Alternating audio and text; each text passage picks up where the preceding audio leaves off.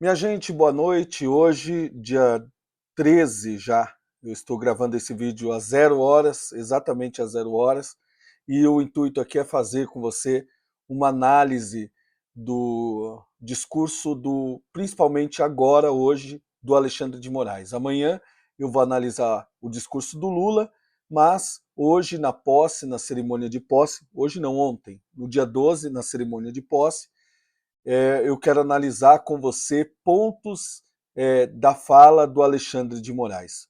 Um discurso realmente enérgico, um discurso, como a gente diz no linguajar popular, sangue nos olhos, não é?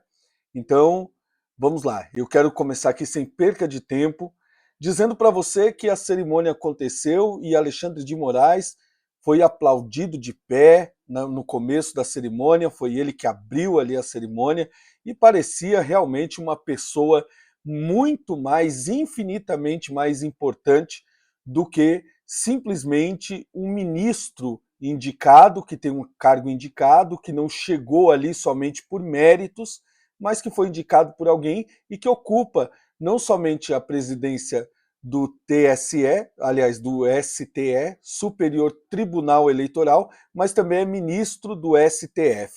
Então, ele abre o discurso com bastante eloquência, né? Ele começa dando boa tarde a todos e eu quero destacar aqui algumas figuras que estavam ali. O Sarney, por exemplo, ressuscitou, estava ali, né? Ele cumprimento o senhor excelentíssimo senhor Sarney, a Dilma Rousseff, o senador Rodrigo Pacheco, que é o presidente do Senado, que tem que estar ali, evidentemente, e também o presidente da Câmara, o Arthur Lira. Então estava aí todas os ministros ali do STF, o que não estavam compondo a mesa, estavam sentados ali para presenciar isso aqui que vai entrar no meu entendimento de forma negativa para a história, porque o discurso dele realmente traz todo o enredo nas entrelinhas de tudo que aconteceu até agora. Então, depois dos cumprimentos, cumprimentou Dias Toffoli, Lewandowski, Carmen Lúcia, enfim, e foi cumprimentando meio mundo de gente, né? Foram 5 minutos ou até mais do que isso só de cumprimentos, aí depois começou o discurso de fato. E a primeira frase que chama a atenção dele, no discurso dele, é o seguinte: ele começa dizendo, a Justiça Eleitoral agradece a presença de todos, tal, né? E tem a honra de recebê-los no Tribunal da Democracia para celebração da vitória da democracia. Ou seja, o Lula é a vitória da democracia, o PT é a vitória da democracia. É isso que ele está chamando de vitória. Do respeito ao Estado de Direito, a vitória do respeito ao Estado de Direito foi muito respeitado mesmo o Estado de Direito, né? O contraditório, a ampla defesa, foi tudo respeitado desde que começou esse pleito eleitoral. Da vitória, da fiel observância da Constituição Federal. Se tem uma coisa que eles fizeram durante todo esse tempo foi realmente burlar as leis, massacrar, rasgar, vilipendiar a Constituição Federal. Então, para mim, ele já começa fazendo um discurso falacioso que não reflete de longe a verdade. Parece que ele está falando de outro mundo, de outro país e não do Brasil. A diplomação da chapa presidencial, segue ele, eleita presidente Lula e também o seu vice, o Geraldo Alckmin. Essa diplomação, aí eu quero destacar aqui, consiste no reconhecimento da lisura do pleito eleitoral e na legitimidade política conferida soberanamente pela maioria do povo brasileiro por meio do voto direto e secreto. Gente, por favor, não foi a maioria do povo, isso daí não, porque quando você tem uma eleição que ela tem um questionamento, verdadeiramente, certamente, você tem que abrir para o contraditório. E você tem que investigar se o povo não está contente com o resultado das eleições, então você tem que fazer novamente, você tem que apurar. Foram várias denúncias, é muita coisa desde o começo. Nós vemos esse flagrante favorecimento de um candidato, parece que o ministro tem um candidato, e isso daí ficou muito latente aos olhos de quem quiser ver. Seguindo, ele diz: a Justiça Eleitoral se preparou para garantir com coragem e segurança a transparência e a lisura das eleições e a legitimação dos vencedores por meio da presente diplomação. Se preparou como faz há 90 anos, desde a sua criação. A Justiça Eleitoral se preparou para combater com eficácia, eficiência, celeridade os ataques antidemocráticos do Estado de Direito e os covardes. Meu Deus do céu! Olha só o que o ministro está falando. Ele está dizendo, ele está dividindo o país, que quem está junto com eles faz parte da democracia, do Estado democrático de direito, da lisura. Ele diz aqui que ele agiu com força, com coragem. Não precisa de coragem, precisa só de lealdade, de ser fidedigno à Constituição. Não precisa da coragem de ninguém. Você não é o Rambo, Alexandre de Moraes. Você não é um guerrilheiro de selva, você não faz parte de uma guerrilha, você só tem que aplicar apenas a lei e quando provocado. Você não tem que ter lado. Vossa Excelência não tem que ter lado. Agora, dizer quem são esses covardes? São as pessoas que estão na frente dos quartéis com seus filhos, são os caminhoneiros que tangem esse país, que trabalham de dia e de noite, arriscando as suas vidas. Então, e ele foi, nesse momento, aplaudido. Todo mundo aplaudiu, e aí ele seguiu. E os covardes ataques e violências pessoais aos seus membros e de todo o poder judiciário, ora, foram atacados, sofreram demais, ganhando... Cada um ministro tem 200 assessores. Na lista de licitação deles tem até caviar. Pelo amor de Deus, esses caras vivem igual príncipes num país de gente pobre, que eles mesmos destacam isso. É justo nesse momento o agradecimento em nome da Justiça Eleitoral.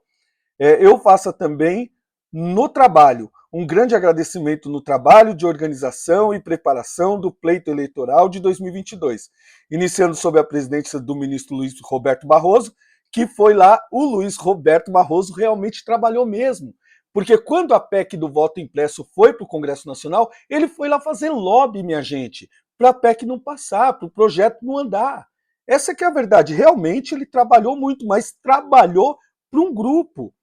E continuando na presidência, o ministro Edson Fachin foi o que deu a canetada para soltar o cara que ganhou as eleições eventualmente. A quem agradeço o grande trabalho realizado junto aos demais ministros da corte. O Brasil encerra mais um ciclo democrático e completa 34 anos de estabilidade do Estado Democrático de Direito desde a promulgação da Constituição de 88. Olha, já teve esculhambação e eleição, mas igual essa daqui não. Então ele segue no seu discurso o que eu tenho mais para destacar aqui. Estabilidade democrática, respeito ao Estado Democrático de Direito não significa ausência de turbulência, nem ausência de embates, ou mesmo, como se verificou nas presentes eleições, não significa a ausência de ilícitos e criminosos ataques antidemocráticos. Gente, ó, é até difícil de ler o que esse camarada falou. Realmente, enquanto ele falava, faltava pouco ele espumar pelo canto da boca, e ele ia com força, com veemência, parece que ele era o presidente, parece que é ele que ganhou a eleição. E isso está provado aqui nesse discurso dele. Gente, é muita coisa. Deixa eu pular aqui mais um parágrafo para mostrar para você. Os extremistas criminosos, as milícias digitais, passaram a atacar a mídia tradicional para desacreditando-a, substituir o livre debate de ideias, garantido pela liberdade de expressão e pela liberdade de imprensa, substituir por suas mentiras autoritárias e discriminatórias. Ele está falando justamente daquela frase que ele usou atrás, dizendo que a internet deu voz aos imbecis. Quem é a mídia tradicional? É a televisão que mamava na teta do governo, essa que é a verdade.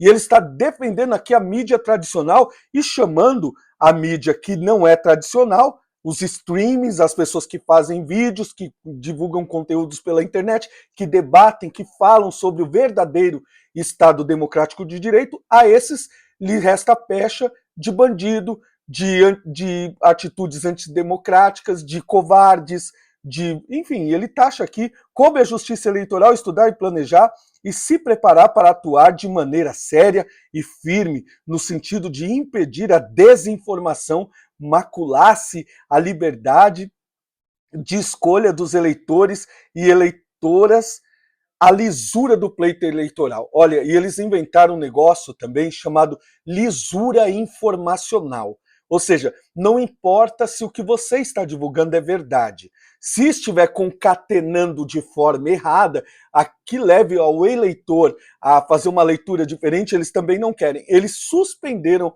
por exemplo, o Brasil Paralelo, não pôde lançar um documentário que eles nem viram que era. Isso aqui está declarado, a lisura informacional deles é a censura, travestida de lisura informacional, ou seja, você só vai falar o que eu quero. A defesa do segundo grande pilar do Estado Democrático de Direito, eu quero achar um pedaço aqui, gente, que ele fala justamente de que ele garante que nunca teve fraude. Ó, e mais uma vez, como era de se esperar, ficou constatada a ausência de qualquer fraude, qualquer desvio ou mesmo qualquer problema. Não tem fraude, não tem desvio, não tem problema. Então, peraí, se tem problema, tem fraude ou tem desvio. Então, tem problema, tem ações que ele rejeitou de ofício. Ele não deu direito da pessoa, a ação do PL, por exemplo, ela não foi sequer apreciada. Ela foi realmente, isso aí foi flagrante. A ação não somente foi rejeitada, mas o PL foi taxado, ou seja, foi multado em 22 milhões e 900 mil reais. Então veja, tem mais uma coisa aqui, ó. Jamais houve fraude constatada nas eleições realizadas por meio das urnas eletrônicas. As santas urnas, não pode questionar as urnas. Verdadeiro motivo de orgulho e patrimônio nacional. O orgulho que nós temos não é o caráter dos nossos políticos, não é, a lisura, o portar dessas pessoas, de toda essa nação, não. O orgulho que nós temos é as urnas eletrônicas. Esse é o nosso orgulho. Concentram-se de maneira vil, de maneira torpe nos ataques, ameaça do tipo coações, instituição de poder, aí foi falando, ele foi batendo e falando esse juridiquês, embolando tudo, para no final ele dizer, eu quero destacar aqui, ele dizer o seguinte, que o senhor Luiz Inácio Lula da Silva, Vossa Excelência, foi eleito com 60 milhões, 345, 999 eleitores, e a partir do dia 1º de janeiro, Vossa Excelência será o presidente de 215 milhões. Todos com fé e esperança para que no futuro breve possamos extirpar a fome e o desemprego. Para mim, aqui ele já está fazendo o discurso de presidente. O judiciário não ajuda a extirpar a fome, não é esse o papel do judiciário. O papel desse judiciário, dessa instância, é julgar a constitucionalidade das leis. Não tem nada a ver com isso. Você está vendo como não há mais o checks and balance? Há realmente essa mistura dos poderes e esse homem está agindo como se ele fosse o presidente da República. E o que foi mais pesado que ele disse aqui foi o seguinte, que as pessoas que eventualmente fizeram qualquer tipo de ataque, essas pessoas que foram contra o processo de eleição, eles já têm essas pessoas identificadas. E olha só, voltando aqui um pouquinho, aqui. Essa diplomação atesta a vitória plena e incontestável da democracia. Incontestável. Se é incontestável, gente, não é democracia. Se é incontestável, não é democracia. Repete isso 10 vezes na sua mente, no seu coração, porque se é incontestável, não é democracia. E do Estado de Direito, contra os ataques antidemocráticos, que é a palavra que ele gosta muito de usar para taxar os inimigos dele, atos antidemocráticos. Contra a desinformação e contra o discurso de ódio proferido por diversos grupos organizados, que já identificados, garanto, serão integralmente responsabilizados para que isso não retorne nas próximas eleições. É como se ele dissesse, não é só perder o mané, é perder o mané, degola, está tudo dominado. Mexeu com a gente, vai pagar o preço. Esse, minha gente, é o panorama do discurso do senhor ministro Alexandre de Moraes na diplomação do senhorzinho de 9 dedos no dia de hoje, aliás, no dia de ontem, dia 12/12/2022. Eu sou Jaidson Jerônimo, sou bacharel em Direito, pós-graduado em gestão pública, seu comentarista político. Deixa o teu like, segue aí o nosso canal e vamos juntos aí. Que Deus abençoe a todos. Forte abraço.